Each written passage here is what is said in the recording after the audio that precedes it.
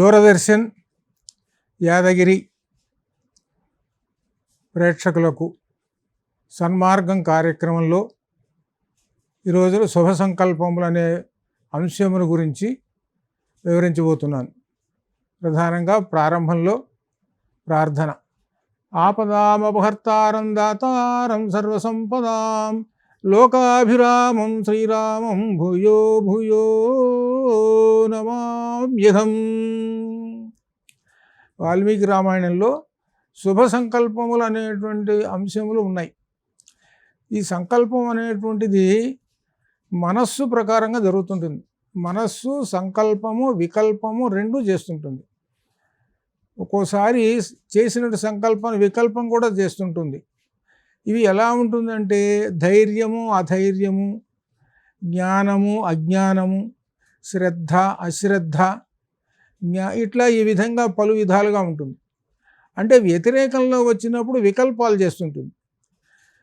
అనగా మొట్టమొదట సంకల్పం చేసింది, ఒక శుభకార్యం చేయాలి అనేటువంటి ఒక సంకల్పం జరిగింది. ఆ సంకల్పాన్ని చివరి వరకు నెరవేర్చాలి, ఏమాత్రం వికల్పం లేకుండా.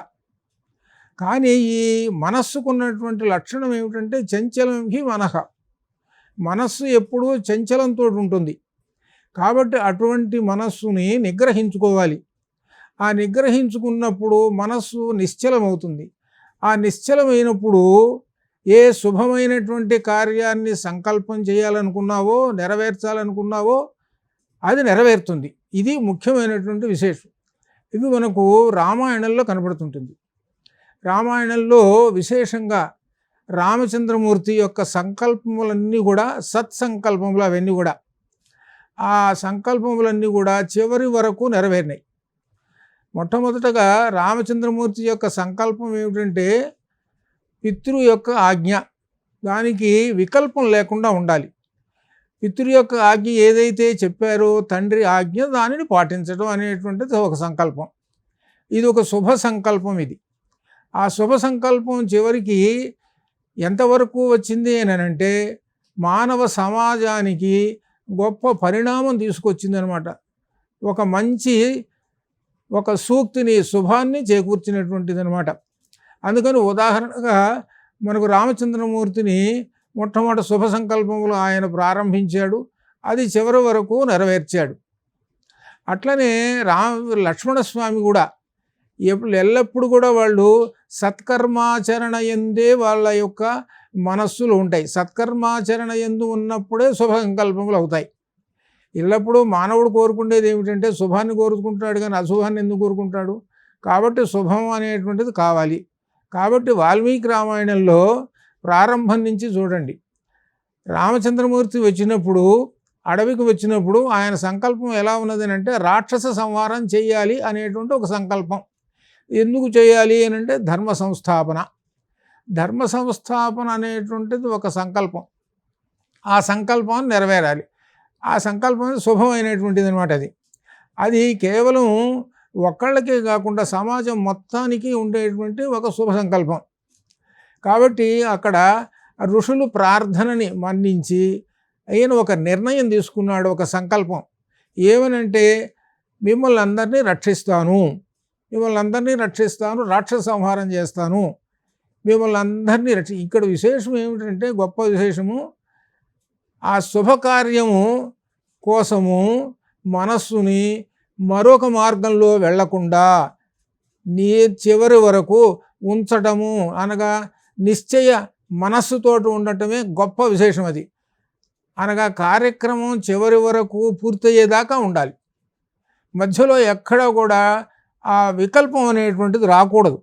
సహజంగా మనస్సు ఏం చేస్తుందనంటే మళ్ళీ వికల్పానికి పోతుంటుంది. అలా ఉండకూడదు అనేటువంటి విషయం దీనిలో చెబుతున్నాడు. అలానే ఇందులో ఇంకొక విశేషం కూడా, మనం ఒక భగవద్గీతలో కూడా వస్తే ఒక శుభ సంకల్పం అనేటువంటిది ఉన్నది. ఏమిటంటే అర్జునుడు ఆ శ్రీకృష్ణ పరమాత్మని అడిగాడు, నాకు కర్తవ్యాన్ని ఉపదేశించుము అని చెప్పి అడిగాడు. అలానే కర్తవ్యాన్ని ఉపదేశించడం ఒక శుభ సంకల్పం ఆయన కలిగింది.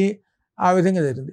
ఇలా ఈ విధంగా మనకు ఆధ్యాత్మికమైనటువంటి గ్రంథాల్లో శుభ సంకల్పాలు కనపడుతుంటాయి. కాబట్టి వాటిని అర్థం చేసుకొని మనం కూడా ఏంటనమాట శుభమైనటువంటి మార్గంలో నడవటానికి ఉండాలి అనమాట. కాబట్టి మనస్సుని ఎల్లప్పుడూ కూడా చంచలం లేకుండా మనస్సును నిర్మలంగా ఉంచాలి. అందుకని మనస్సును నిర్మలంగా ఉంచుకోవాలి. ఎప్పుడు మనస్సును లగ్నం చేసుకొని ఉండాలి, మన ఆధీనంలో ఉండాలి అనంటే ఏం చేయాలి అనంటే అభ్యాసం అనేటువంటి ఉన్నది, వైరాగ్యం అనేది ఉన్నది.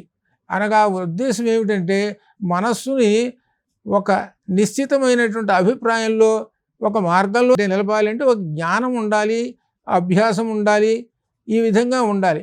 కాబట్టి వీటన్నిటినీ సాధించాలంటే ఎవరు కావాలి అని అంటే గురువుగారిని పెట్టుకుంటే ఆ గురువుగారు చెప్తారు. ఆ గురువుగారు చెప్పినట్లుగా ఆ మనస్సుని లగ్నం చేయాలి. దేనికి లగ్నం చేయాలి? మనస్సుని బుద్ధికి లగ్నం చేయాలి. బుద్ధికి లగ్నం చేస్తే బుద్ధి ఏమో ఆత్మకు లగ్నం చేస్తుంది. ఎక్కడి నుంచి ఉన్నది? మనస్సు దగ్గర నుంచి. కాబట్టి మనస్సులో ఒక మంచి సత్కార్యమును ప్రారంభించాలి అని అంటే ఎంతవరకు వెళ్ళిపోతుంది? చివరికి పరమాత్మ దాకా వెళ్ళిపోతుంది.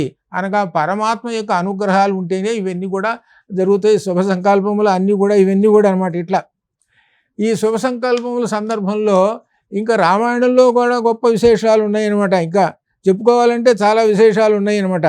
శుభ మార్గాల్లో నడవటం అనేటువంటిది ఒక విశేషం. రామచంద్రమూర్తి అరణ్యానికి వచ్చాడు. అరణ్యానికి వచ్చి క్రమక్రమంగా ముందుకు సాగుతూ ఉన్నాడు. ఆ సాగుతూ ఉంటుంటే కొంత దూరం వెళ్ళేటప్పటికి ఆంజనేయ స్వామి గారు కనపడ్డారు. ఆయనకు ఒక అనుకున్నాడు, నేను శుభ సంకల్పాలతోటి వచ్చాను, నాకు ఒక పెద్ద శుభకార్యం నాకు ఎదురైనారు. అనగా అర్థం ఏంటనమాట? సాక్షాత్తుగా ఒక జ్ఞానస్వరూపము. ఎందుకంటే మనం శుభాన్ని కోరుకునేటువంటి వచ్చినటువంటి వాళ్ళకి శుభాలే ఎదురవుతాయి. ఇది ఇక్కడ విశేషమైనది. కాబట్టి ఆ శుభమైనటువంటి ఒక విశేషమైనటువంటి ఒక సంఘటన జరిగింది. ఆ సంఘటన వలన రామచంద్రమూర్తికి మనశ్శాంతి కలుగుతుంది.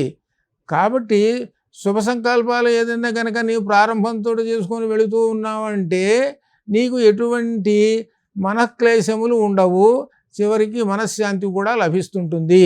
ఇది అనేటువంటి ఒక విశేషం దీనిలో మనకు కనపడుతూ ఉంటుంది అన్నమాట. ఇట్లా అలానే ఇంకా విశేషమైనటువంటి కూడా రామాయణంలో రామచంద్రమూర్తి ఏకాగ్రమైనటువంటి మనస్సుతో ఉంటాడు.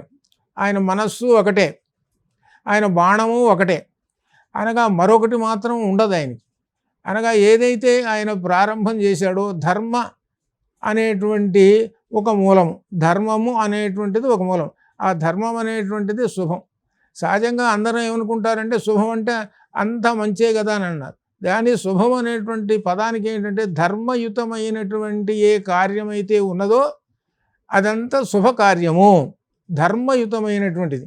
ఆ ధర్మయుతమైనటువంటి కార్యమును నెరవేర్చడంలో రామాయణంలో రామచంద్రమూర్తి చూపించినటువంటి విశేషం. ఆ సంకల్పం అంతా కూడా ఆయన మనస్సులో నిర్ణయించుకొని మనస్సు నుంచి మళ్ళీ వికల్పం చేసుకోకుండా చివరి వరకు చేసాడనమాట. ఇట్లా ఆ రామాయణంలో విశేషించి అనేక మంది ఋషులు వచ్చారు. ఆ ఋషులు వచ్చి అందరూ కూడా ఏమని ప్రార్థించారనంటే మమ్మల్ని రక్షించుము అన్నారు. రక్షించుము అన్నప్పుడు రామచంద్రమూర్తికి వెంటనే అభయం ఇచ్చేసేసాడు. అభయం ఇచ్చేసి మిమ్మల్ని అందరూ రక్షిస్తాను అన్నాడు. ఈ రక్షణ అనేటువంటిది ఏమిటి? ఒక ధర్మం. అది ఈ ధర్మయుతమైనటువంటి ఏ కార్యమైతే ఉన్నదో అదంతా శుభమైనటువంటిది. అలానే ధర్మయుతమైనటువంటి కార్యములు మనము అనేక మంది చేస్తుంటుంటాం. కొందరు దాన ధర్మాలు చేస్తారు, అది శుభకార్యములు. అలానే రకరకములైనటువంటి సత్కార్యాలు చేస్తుంటారు. ఇవన్నీ కూడా వీటన్నిటికి కూడా మూలమైనటువంటిది మనకు మనస్సు. ఆ మనస్సు ఎప్పుడు కూడా శుభములు తోటి సంకల్పములు చేసుకుంటూ ముందుకు నడుస్తుంటుంటే అదే సన్మార్గము. సన్మార్గము అనంటే సత్ మార్గము. సత్ అంటే పరమాత్మ, పరమాత్మను దర్శించేటువంటి మార్గము అని అర్థం అనమాట. అనగా దీని యొక్క ఫలితాలు అన్నీ దేనికి వస్తాయి అనంటే పరమాత్మ యొక్క అనుగ్రహము, పరమాత్మ యొక్క దర్శనం కోసం పనికొస్తాయండి ఇవన్నీ కూడా. కాబట్టి మానవుడు ఉన్నతిగా పొందాలి అనంటే ఆయన ఎల్లప్పుడూ కూడా మానవుడు శుభకార్యములు, సత్కార్యములు, ఎల్లప్పుడూ శుభమైన ఆలోచనలతోటి ఉండాలి అనేటువంటి విషయాన్ని మనకు రామాయణంలో చెబుతుంటుంటారు. అట్లా ఈ విధంగా అలా చేయటం వలన ఆ శుభకార్యముల వలన ఆ మనస్సు కూడా ఇది ఎలా ఉండాలి అంటే ధర్మో రక్షతి రక్షిత. ఈ మనస్సు ఎప్పుడు కూడా ధర్మో రక్షతి రక్షిత. ధర్మాన్ని మనం రక్షిస్తే ఆ ధర్మం మనల్ని రక్షిస్తుంది. ధర్మాన్ని మనం రక్షించకుండా ఉంటే ఆ ధర్మం మనల్ని రక్షించదు. కాబట్టి ఒక ధర్మాన్ని రక్షించడం అనేటువంటిది మన మనస్సులో ఒక శుభ సంకల్పము. ధర్మాన్ని రక్షించడం అనేది ఇదే మనకు రామాయణం కానీ భారతం కానీ అన్నీ చెప్పేది ఏమిటనంటే ఈ శుభ సంకల్పములు ఏమిటంటే ధర్మాన్ని రక్షించడమే శుభ సంకల్పములయ్యా అని చెప్తున్నారు. అలా చేస్తే నీవు ధర్మాన్ని రక్షించినటువంటి వాడు అవుతావు. ధర్మాన్ని ఎప్పుడైతే రక్షించావో మానవుడుగా నీ యొక్క ధర్మాన్ని పాటించిన వాడు అవుతావు, నువ్వు ధన్యజీవి అవుతావు. కాబట్టి వీటన్నిటికీ మూలం ఎక్కడ ఉన్నది? మనస్సు. ఆ మనస్సు ఎల్లప్పుడూ కూడా శుభమైన ఆలోచనలతోటి ఉండాలి. ఇది ఇక విశేషమైనట్టు చెప్తున్నారు అనమాట. అట్లా అనమాట. అలా ఇంకా విషయం శుభకార్యములతోటి అన్ని ధర్మరక్షణార్థమే ప్రధానమైనటువంటి విషయము ఇక్కడ అనమాట. కాబట్టి రాక్షస సంహారం అనేటువంటిది ఏమిటనమాట? ఒక శుభమైనటువంటి ఒక సంకల్పం. ఆ సంకల్పాన్ని నెరవేర్చాలి. ఆ నెరవేర్చడానికి రామచంద్రమూర్తి ఎన్ని ఆటంకాలు వచ్చినాయి. ఒక శుభమైన కార్యాన్ని మనం పెట్టుకున్నాం అనుకోండి మనం, కానీ అది వెంటనే సజావుగా ఎటువంటి కష్టాలు లేకుండా సాగుతున్నది ఆ లోకంలో లేదు. కాబట్టి అనేకమైనటువంటి మరి ఎదురు అంటే అర్థం ఏమిటనమాట, దుర్ఘటనలు, ఇటువంటి అకార్యములు ఏవైనా వచ్చినప్పుడు వెనక్కి కనుక తగ్గిపోతే అది వికల్పం అవుతుంది. అది కాబట్టి శుభానికి ఎప్పుడు చూసినా సరే ధైర్యంగా ముందు నడుస్తూ ఉంటుండాలి. ఆ ధైర్యంగా నడుస్తున్నప్పుడే ఈ శుభం అనేటువంటి నడుస్తూ ఉంటుంది. కనుక ఆ ధైర్యం అనేటువంటిది ధృతి అంటే ధైర్యము. ఆ ధైర్యంతో ముందుకు నడుస్తూ ఉండు అని చెబుతున్నాడు. వెనక్కి పోవటం అనేటువంటిది వద్దు అని అర్థం ఏమిటి? తిరోగమనము అని అర్థం. అనగా ఎప్పుడు పురోగమనము అనేటువంటిది ప్రధానమైనటువంటి విశేషమైనటువంటిది అనమాట. అది గుర్తుపెట్టుకోవాలి అని చెబుతున్నాడు ఇట్లా.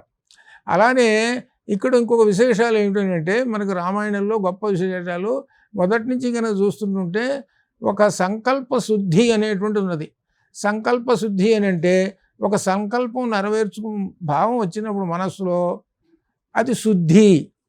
శుద్ధి అంటే నిర్మలంగా. ఆ నిర్మలమైనటువంటి ఆ మనస్సులో నిర్మలమైనటువంటి ఆలోచన కలగటం అనేటువంటిది ఒక శుభ సూచకము. ఇక్కడ విశేషమైనటువంటిది అనమాట. అట్లా అనమాట. కాబట్టి మనస్సును ఎప్పుడూ నిర్మలంగా ఉంచుకోవండి. నిర్మలంగా ఉంటే శుభకార్యములు మీకు అవంతట అవే తెలుస్తాయి. ఆ శుభకార్యముల యొక్క ఆచరణ కూడా తెలుస్తుంటుంది. ఇది అంత విశేషమైనటువంటిది. కాబట్టి ఇవన్నీ తెలుసుకోవాలి అని అంటే ఓ గురువు గారిని ఆశ్రయించుము అని చెప్పాడు. అందువల్ల ఏంటంటే రామాయణంలో రామచంద్రమూర్తి అన్నాడు, అలా చేశాడు కదండి. కాబట్టి ఈ విధంగా ముందుకు వెళ్ళిపోవాలి. ఈ విధంగా అర్థం చేసుకున్నాము. కాబట్టి ఇది ఎలా సాధ్యము ఎట్లా అని అంటే జ్ఞానం అనేటువంటిది కనుక నీ మనస్సులో కనుక ప్రవేశించితే, జ్ఞానము అనేటువంటిది మనస్సులో ప్రవేశించితే నీకు శుభమైనటువంటి ఆలోచనలు కలుగుతాయి. శుభమైనటువంటి ఆలోచనలు కలిగి శుభ మార్గంలో నీవు నడుస్తూ ఉంటుంటావు. కాబట్టి నీవు ఎల్లప్పుడూ కూడా ఆ గురువు గారిని ఆశ్రయించి ఆ శుభమైనటువంటి విశేషాలు తెలుసుకొని నీ యొక్క మనస్సుని శుభ సంకల్పములతో నింపుకొని సన్మార్గంలో నడువుమునని మనకు రామాయణంలో చెబుతున్నటువంటి ప్రధానమైనటువంటి విశేషము. దీనికి ప్రధానంగా రాముని యొక్క చరిత్ర మనం గమనార్హము. అందువల్ల శుభం భూయాత్.